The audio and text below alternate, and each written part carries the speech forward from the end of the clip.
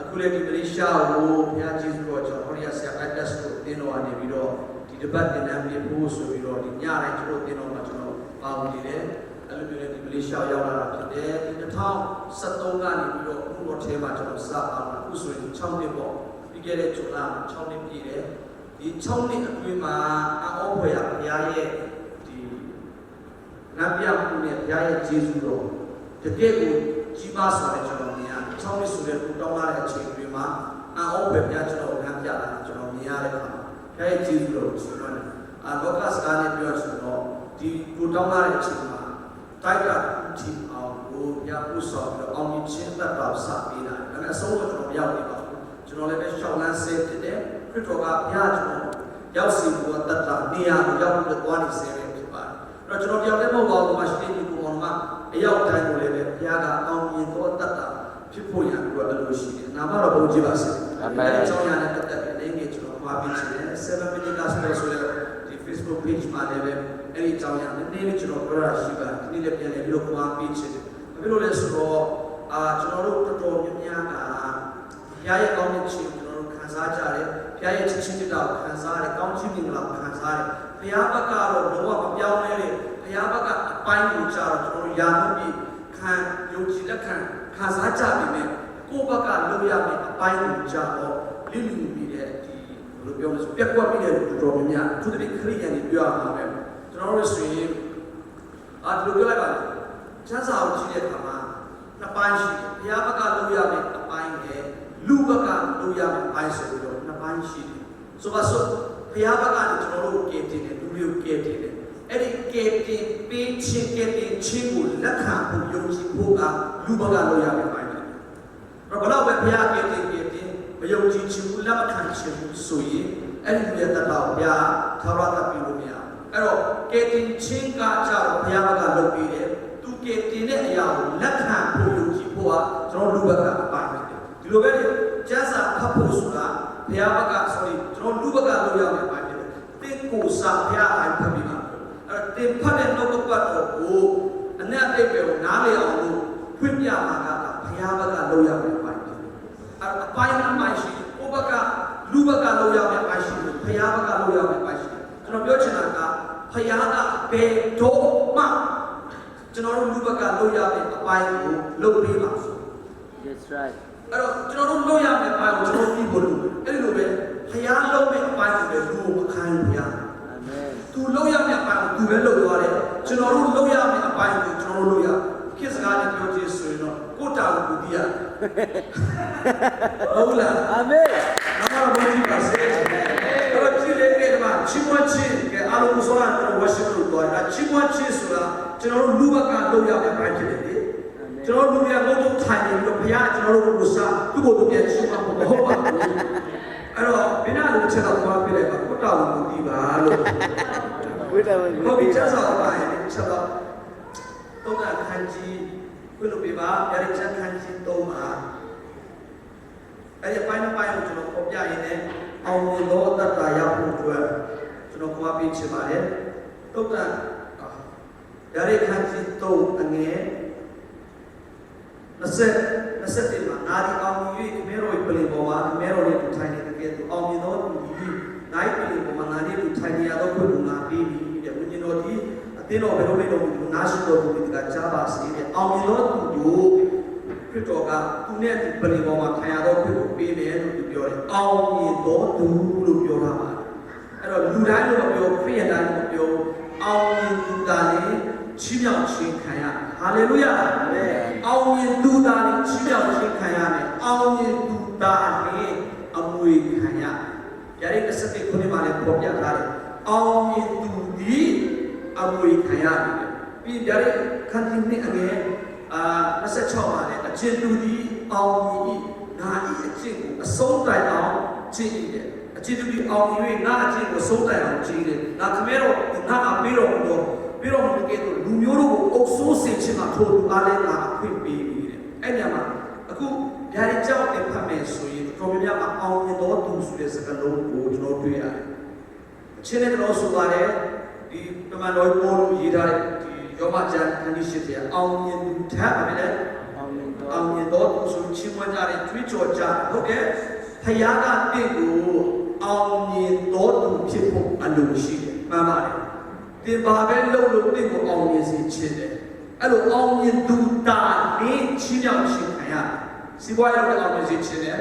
ပညာရေးမှာလည်းအောင်မြင်စေချင်တယ်မိသားစုရဲ့မှာလည်းအောင်မြင်စေချင်တယ်ဝိညာဉ်ရေးမှာလည်းတင့်ကိုအောင်မြင်စေချင်တယ်အတင်းတော်လုပ်မဲ့အခုလိုမျိုးသာသနာလုပ်မဲ့ဆိုရင်အောင်မြင်စေချင်တယ်ဥပဒေလုပ်မဲ့ဆိုရင်အောင်မြင်စေချင်တယ်ဘာပဲလုပ်လို့တင့်ကိုဘုရားအောင်မြင်စေချင်တယ်အောင်မြင်တော်သူဖြစ်ဖို့ဘုရားတင့်ကိုအလိုရှိတယ်အဲ့လိုမျိုးအောင်မြင်သူတာနေအမွေခံမဲ့ချီးမြှောက်ခြင်းခံရမယ်လို့ဘုရားပြောနေခြင်းဖြစ်တယ်ဟုတ်ပြီဒါဆိုရင်ကျွန်တော်တို့ဘယ်လိုနည်းလမ်းနဲ့အောင်မြင်ခြင်းရအောင်မြင်လို့ဖြစ်လာပြီးရင်အထူးသဖြင့်အောင်မြင်စေခြင်းတာ၃မျိုးကျွန်တော်ပြောပြတယ်တရဲ့ဇာတိကိုဘုရားအောင်မြင်စေခြင်းဟာလေလုယာအာမင်ဒီဘလောက်ပဲဘုရားကောင်းမြတ်ပါတယ်လို့ကြွေးကြော်နေပါစေတဇာတိကိုမအောင်မြင်သေးတဲ့ကတော့မအောင်မြင်ဘူးဟုတ်တဇာတိကိုဘုရားအောင်မြင်စေခြင်းတယ်နိစာတမာနရဲ့စုံစမ်းနောက်ချက်ခြင်းကိုအောင်မြင်စေခြင်းတယ်အာမင်တော့ဤလောကကိုတည်အောင်မြင်စေခြင်းတယ်အာမင်အဲ့တော့ဇာတိကိုအောင်မြင်စေခြင်းနဲ့စာတန်ကိုအောင်မြင်စေခြင်းနဲ့ဤလောကကိုအောင်မြင်စေခြင်းလောကလို့ပြောတဲ့နေရာမှာလောကရဲ့စီးစိမ်ဥစ္စာကိုဆိုလိုတယ်လောကရဲ့ဒီကြောက်စရာကောင်းတဲ့တမန်မှုတွေပေါ့အခုဆိုရင်သူများဝင်ဝင်ချင်တယ်သူများရှိတာရှိချင်တယ်သူများပိုင်တာပိုင်ချင်တယ်သူများနေလို့နေချင်တယ်အကောင်းစားစိတ်ကြကြအဝိစာပစ္စည်းဝိကြီးကာအိအကုန်လုံးအဲ့လိုမျိုးလောကရဲ့ကြောက်စရာကောင်းတဲ့ value system ပေါ့ဒီလောကရဲ့တန်ဖိုးရှိတဲ့စီးစိမ်ဥစ္စာအဲ့ဒီအရာတွေကကျွန်တော်တို့ကိုနေတိုင်းဒီအရာတွေနဲ့ပဲစိတ်ကအာရုံကတခုလေးပဲပြောပြအောင်ဒီအဝစာဝတ်တာကဘာကြီးပဲဝင်နေပါစေဒါလေးနဲ့ဝင်ငါဒါလိုဝင်ငါနဲ့လိုက်ပါလားလူတွေကဘယ်လိုမြင်မလဲဒါလေးဝင်လိုက်ချင်းအားဖြင့်ဒီလိုပုံစံ style လို့ချင်းအားဖြင့်လူတွေငါ့ကိုဘယ်လိုထင်မလဲအဲ့ဒီအတွေ့ရှိပြီးဆိုကြတဲ့ကွာတင်းကိုဒီလောကလူတွေဇာတိကတဲ့ကိုဆိုဆဲဆိုတာအော်နေပြီပဲထိုအရာတွေကိုအောင်မြင်စေချင်တယ်အဲ့တော့ကျွန်တော်ပဲအမဆောင်ကြည့်အခုတိုင်းတာမှာယာနုပြီးအောင်မြင်သူတယောက်တည်းမဟုတ်ဘူးဆိုတာကျွန်တော်ပြောရဲအောင်ကြည့်တယ်ပဲခံမှန်းလို့ရတယ်နှုတ်ကပတ်တော်အပြင်ပြည်တယ်နဲ့နှုတ်ကပတ်တော်ပြည်တယ်နဲ့ရှင်းလိုက်ပြီဆိုဘုရားရောက်စီလို့တော့နေရာကိုကျွန်တော်တို့မရောက်ဘူးဘုရားကျွန်တော်တို့ကိုအောင်မြင်သူဖြစ်ဖို့အတွက်အလိုရှိတယ်ရှင်းပြောမယ်ဇာတိကိုအောင်မြင်ခြင်းနဲ့စာတန်ဆုံးချက်အောင်မြင်ခြင်းနဲ့ထိုလောကကိုအောင်မြင်ခြင်းနဲ့ယေရှုကိုယ်တိုင်ကလည်းပဲဒီလောကကိုငါအောင်မြင်လို့သူပြောသွားတယ်သူအတ္တကလိုမျိုးကျွန်တော်တို့ဖြစ်စေခြင်းနဲ့နာမတော်ဘုရားပါစေပြီးတော့ဘုရားကတင့်ကိုခရစ်တော်နဲ့ပဲထူစေခြင်းတယ်ခရစ်တော်အောင်မြင်တဲ့ကဲတော့တင့်ကိုအောင်မြင်စေခြင်းတယ်အဲ့တော့ကျွန်တော်တို့အတ္တကျွန်တော်တို့ပန်းတိုင်းဟာဒီလောကမှာခရစ်တော်ကဲ့သို့ခရစ်တော်နဲ့တပုံတန်ဒီခရစ်တော်မှာဖြစ်တဲ့အတိုင်းကျွန်တော်တို့ဖြစ်စေခြင်းတယ်အဲ့တော့တင်းသက်တာဘူးနဲ့မှသွားပြီးနိုင်မရှင်နိုင်တယ်သူများနဲ့တင်ရှင်လိုက်ဆိုတစ်ပေါ်ဟုတ်တယ်လို့တင်ချင်ကောင်းချင်ပြီးလိမ့်မယ်ဘုရားမရှိခိုးရဲ့ဖွင့်တဲ့တင်ရှင်လိုက်ငါဘုရားရှိခိုးလို့ဆိုမိမိကိုယ်ကိုထင်ကြည့်သွားနိုင်တယ်ဒါပေမဲ့တစ်သက်တာတဲ့ခရစ်တော်နဲ့တင်ရှင်လိုက်လို့ဆိုရင်တင်ပဲအတိုင်းကဘယ်လောက်ထိလိုနေလဲဆိုတော့ပြောချင်တာတင်းရဲ့စိတ်သဘောတင်းရဲ့စိတ်သဘောထားတင်းရဲ့အတ္တစိတ်ကိုမာနဒီကိုကောင်းစားအဲ့အရာတွေနဲ့ခရစ်တော်နဲ့ရှင်းလိုက်တဲ့တရားတွေဆိုတော့ကျွန်တော်ဖတ်ခဲ့တဲ့နေရာမှာအကျဉ်သူဒီအောင်မြင်ရတဲ့အဆုံးတိုင်အောင်ငါအကျဉ်ကိုကြည့်တယ်ဒီနေရာမှာပြန်ကြည့်မယ်ဆိုရင်ခရိယန်တော်များများကျွန်တော်တို့တတိဘာလို့တတိမိသွားတော့ focus ဒီတတိလည်းလို့တတိမထားမိတဲ့အရာတစ်ချက်ပြရပါလဲဆိုအလုံးပိုင်းဆိုင်ရာကိုဦးစားပေးအကျင့်ပိုင်းဆိုင်ရာကိုအားနည်းကြတယ်လို့ရှိပြမယ်ဆိုရင် okay သာသနာအောင်မြင်ဖို့အခုလိုမျိုး worship season အောင်မြင်ဖို့ဒီအသင်းတော်လုပ်ငန်းအောင်မြင်ဖို့ဒါတွေကို focus အရန်လုပ်နေဒါပေမဲ့မိမိရဲ့အကျင့်ကိုကြတော့ခရစ်တော်နဲ့တူလာဖို့ထိုအရာကိုကြတော့ focus ကိုအားနည်းနေကြအသင်းတော် focus နဲ့ကောင်းပါတယ်သာသနာကို focus နဲ့ကောင်းပါတယ်အမှုတော်မြတ်မှာ focus မိသားစုတို့ focus နဲ့ကောင်းပါတယ်ဒါပေမဲ့တယောက်တစ်ခုချင်းစီရဲ့မိမိရဲ့အကျင့်စာရိတ္တဟာခရ ရစ်တော်နဲ့ခရစ်တော်ရဲ့အကျင့်အတိုင်းတူပြီလားဆိုတော့အဲ့ဒီ focus ဖို့ကကျွန်တော်အားနေနေကြအဲ့တော့တင်းလုံငန်းဘလောက်ပဲတင်းတော့တင်းတာလားဘလောက်ပဲအောင်ပြီးနေပါစေတင်းရဲ့အကျင့်ဒီခရစ်တော်ကဲ့သို့မဖြစ်သေးဘူးဆိုရင်တင်းဒီအောင်ပြီးဖြစ်မှာမဟုတ်ဘူး။ဒါကြောင့်ကိုယ်ကိုမလိမ်မညာပဲနဲ့မိမိရဲ့တတ်တာခရစ်တော်နဲ့ပဲရှိမှာအောင်မြင်ဖို့ဘုရားလို့ရှိတယ်။အာမင်။အဲ့တော့အောင်မြင်သူဖြစ်ဖို့အတွက်အလိုရှိပြီးတဲ့လေလူတော်တော်များများကဲဒီချေတော်ရပြီးဘုရားရဲ့ကျေးဇူးပြုတော်ခံစားရတယ်။ဒါပေမဲ့အားနေပြီးတော့လူရှိရဲ့ဒီအပိုင်းကဘယ်လိုပဲအပိုင်းလဲဆိုလို့ရှိရင်ဒီတော့ sorry ဒါရီချက်တော့မှာပြောတယ်။ကျွန်တော်ဖတ်မယ်ဆုံးတဲ့ဘက်ပေါ်တယ်။အငယ်15-16ပုံမှာဘုလိုပြောတာတင်းကျုံငါတည်တယ်တင်းကပူလည်းမမေးလည်းမွေးဝင်တွေးနေတယ်ပြင်တဲ့စပုံမှာတင်းကငါတည်ရဲ့ဥစ္စာရတိုင်းဘာသာညာနဲ့စီးပူပြီးတစုံတစ်ခုမျှမလို့ပြောဆိုရင်ကိုယ်တိုင်ပင်ပန်းခြင်းတရားဝိပ္ပစီရဲ့ခြင်းစီကံခြင်းအဝိချင်းရှိခြင်းဖြစ်ပြီးကိုမသိပါတကားတဲ့အခက်စကားနဲ့ပြောဆိုဒီကိုဒီတော့ဟုတ်လိုက်ခြင်းလို့ဖြေနေတာပဲဒါပေမဲ့နေရာလေးမွေးဝင်တွေးနေတယ်အလို့ရှိတယ်ဝင်ဝင်ရှိတယ်အစစ်ပြေတယ်ဘာမှမလိုဘူးလို့သင်ထင်နေပြီမဲ့တင်တော်တော်လေးဝိညာဉ်ရေးမှာဆင်းရဲပြီးတော့ဝိညာဉ်မျက်စိကန်းနေပါတယ်လို့ကိုတော့ကျွန်တော်တို့ပြောနေချင်တယ်ဖြစ်ပါတယ်အဲ့ဒါကြောင့်ချစ်တော်ဒီကိုမောင်မှာတတိပေးချင်ပါတယ်ဝိညာဉ်ရေးရမှာတော်ပြီဆိုတာမရှိဘူးကျွန်တော်တို့ရောက်စီလို့တော့ပန်းနိုင်ကျွန်တော်တို့မရောက်သေးဘူးအောင်မြင်သူဖြစ်ဖို့အတွက်ကိုဘုရားဖြစ်စေလို့တော့အောင်မြင်သူတယောက်တော့ကျွန်တော်တို့ဖြစ်တယ်အဲကြောင့်ကိုယ့်ကိုယ်ဟုတ်လိုက်ကြည့်တယ်လို့မိမိကိုယ်မိမိမလိမ်မိစေကိုကျွန်တော်တတိပေးတာဒီများတယ်ပြောလေခရိယာတွေကိုယ့်ကိုယ်ရမ်းနေတယ်နော်ဘုရားကောင်းတဲ့ကြောင်းကပါစကားကပေါ်နေတာအချိန်နဲ့ပတ်သက်လာပြီဆိုရင်အားမပဲချိန်ပေးခြင်းပြီးကချင်းနဲ့ပတ်သက်လာပြီဆိုရင်ကိုယ့်တို့လုံးလုံးတော့စူပြီးမှကြံမှပဲကျန်တဲ့အရာကိုဘုရားပေးခြင်းအကျွေးကြံလည်းပြောရမယ်ဆိုလို့ရှိရင်မရဘူးချစ်တော်ပဲဆိုဟာဆောင်လို့မရဘူးနေရပါလေအဲ့အတွက်ကြောင့်ဝေးယုံညတာဒီလွေးနေတယ်ဆိုတာဘုရားပြောတယ်ဟာမဆောင်ပါနဲ့လို့ကျွန်တော်ပြောချင်တယ်ဒီနာလူပြောလိုက်ပါလေဟန်ဆောင်တာပြန်ပန်းလို့ပါတယ်ဟုတ်ဘူးလား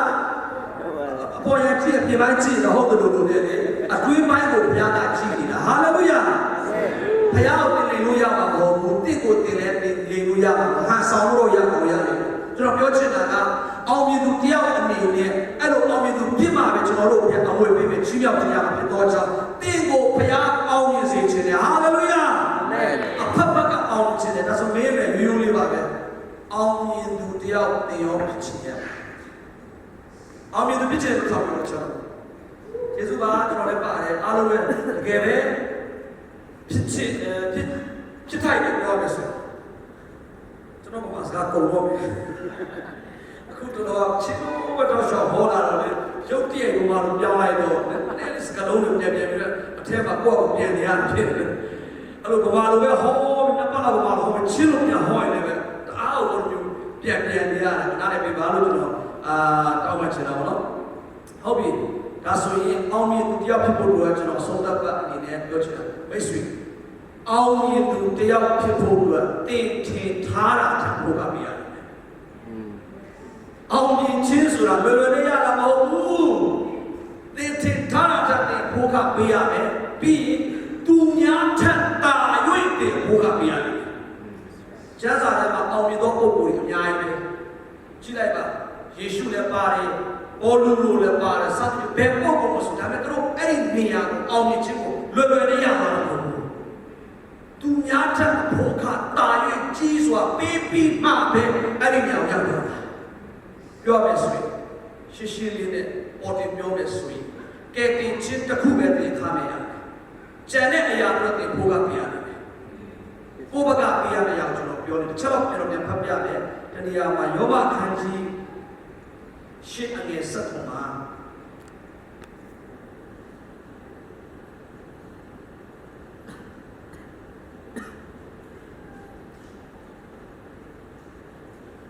ယောဘခန်းကြီးရှစ်အငယ်7မှာတာမန်ရဲ့အမွေခံဖျား၏အမွေခံဖြစ်ကြ၏ခရစ်တော်နှင့်အတူဘုံဝင်စားမည်အကြောင်းထိုသခင်နှင့်အတူဆင်းရဲဒုက္ခကိုခံရတယ်ထိုသခင်နှင့်ဆက်ဆံသောအမွေခံလည်းဖြစ်ကြ၏ကျွန်တော်ပြန်ပြောမယ်ခရစ်တော်သားမှန်သောအမွေခံဖြစ်ရမယ်ပေါ့ခရစ်တော်နှင့်အတူဘုံဝင်စားမည်အကြောင်းထိုသခင်နှင့်အတူ စင်းရဲဒုက္ခကိုခံရတယ်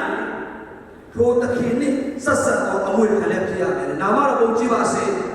အဲ့မှာစကလုံးတို့ဘုရားနဲ့အတူခရစ်တော်နဲ့အတူဘုန်းခံစားဖို့အမွေခံဖြစ်ဖို့ဆိုရင်ခရစ်တော်နဲ့အတူစိတ်ခံမယ်လို့မပြောစင်းရဲဒုက္ခခံရတယ်ဘာလဲဆက်တဲ့ကောင်းတဲ့ခရိယန်ကျွန်တော်တို့မြန်မာပြည်ကခရိယန်တွေပြောသူတို့ချင်းကိုဆိုရဲကျွန်တော်ကိုယ်တိုင်ချင်းကိုဝိညာဉ်ရေးမှာကျွန်တော်တို့အယံအပြည့်ထူတယ်ကျွန်တော်ကိုယ်တိုင်လည်းပဲဒီမလေးရှားမှာနေတော့ကတောက်စားခဲ့တယ်ဆေးရီချတယ်ဒီဆေးချောက်တွေပေါ့နော်အမေရိကန်ရောက်ပြီး2007မှာရောက်ပြီးအဲ့လိုပဲလူပြူတွေနဲ့ပေါင်းတယ်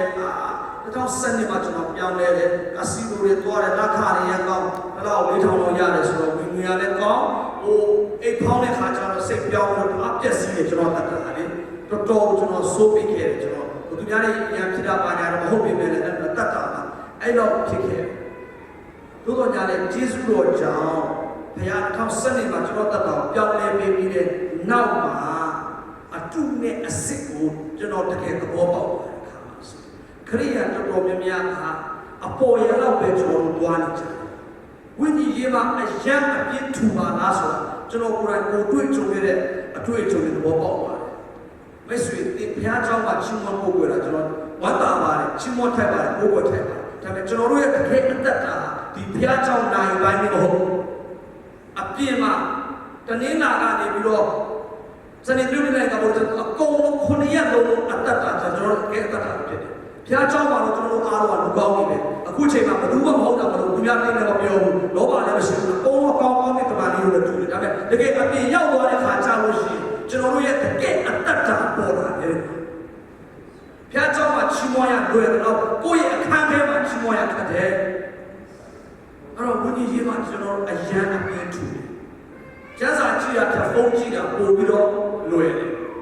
အပြည့်ထူတယ်သူများလို့စိတ်ခံပြီးတော့နေချင်ရှင်းရှင်းပဲပြောတယ်အပြည့်ထူတဲ့လူပဲတော့မှမတိုးတယ်လောကပိုင်းဆိုင်ရာမှာရောလောကလူတွေကြီးကအားစားမအောင်မြင်တဲ့လူတွေအိုးဂီတပိုင်းဆိုင်ရာမှာအောင်မြင်တဲ့လူစီးပွားရေးမှာပညာရေးမှာအောင်မြင်တာဘယ်ပုဂ္ဂိုလ်မှ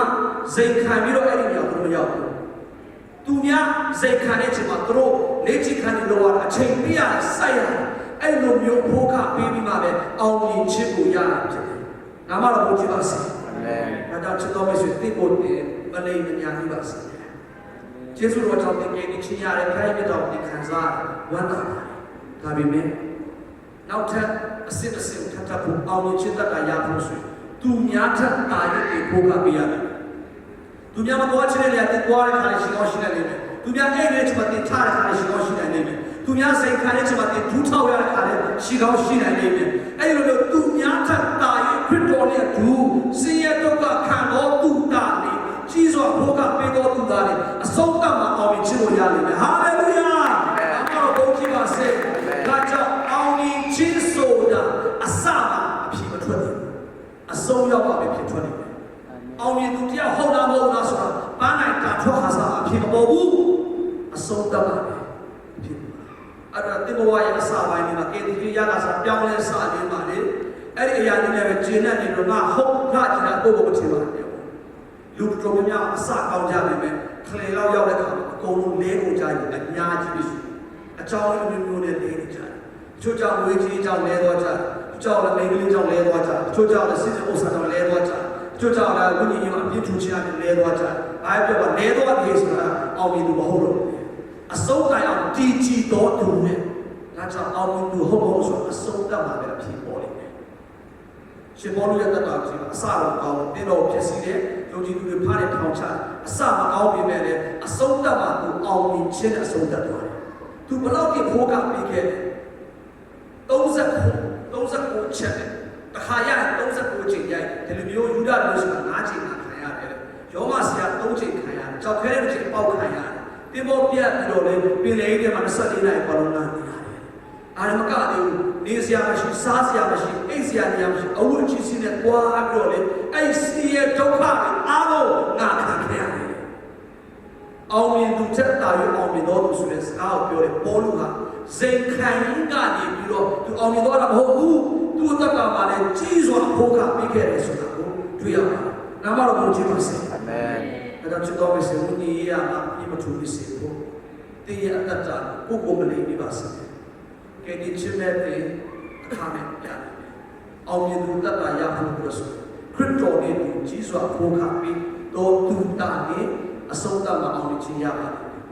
အစအကောင်းလေးလည်းပဲအဆုံးသတ်မှာလှပစွာနဲ့အောင်မြင်သူတယောက်ဖြစ်အဆုံးသတ်ကြရအောင်နာမတော်ကိုကြည်ပါစေအာမင်ကျွန်တော်ဘဝစကျွန်တော်ကဒီချစ်မရပြောင်းလဲခဲ့ရတယ်ကျွန်တော်တော်ကိုဆိုခဲ့ပါတယ်ကျေးဇူးတော်ကျွန်တော်10နှစ်ပြောင်းလဲပြီးတဲ့နောက်မှာကျေးဇူးတော်ကျွန်တော်13ဝါစာဘုရားပါဝင်လာခု6နှစ်တာအတွင်းမှာသူများနဲ့ပြန်ရှင်ပြီးတော့ဒီဇာတိနဲ့ပြောတာဟုတ်ပါဘူးဒါပေမဲ့ဒီ6နှစ်တာအတွင်းမှာကျွန်တော်ထပ်ရင်ခုတော့ဆောင်ခဲ့တဲ့15နှစ်တမားတွေပြည့်စုံအများကြီးကိုကြော်ပါတယ်အဲ့လိုကျွန်တော်ပြောလို့ဇာတိနဲ့ဝါကြွားပြောတာဟုတ်ပါတို့ရကျန်းစာချောင်းကိုပြကြတဲ့ကခုတော့ဆောင်ဖြစ်တဲ့တပါ sorry reverend ကြီးတွေဖြစ်တဲ့ဒေါက်တာကြီးတွေဖြစ်တဲ့ဆိုတော့အိမ်မှာတို့အပြင်းတွေထူကြတနေ့ဦးတွေတော့တရားဟောချက်တွေတခုရရှင်းနေနေကြတယ်ပြောချင်တာကပေါ်ပြတဲ့နေသွားတဲ့အစတော့ကောင်းကြပြီမဲ့ကျွန်တော်ထက်အရင်အမှုတော်ဆောင်ခဲ့တဲ့အကိုတွေအများကြီးအခုစုကြီးရပြန်ကြတော့လူအများကြီးပဲရှိပါတယ်ဒါကြောင့်ဒီကိုတင်ပလေးပြပါစေခရစ်တော်အပြည့်ရောက်တာအမြဲတမ်းဖြစ်နေကြပါစေအာမင်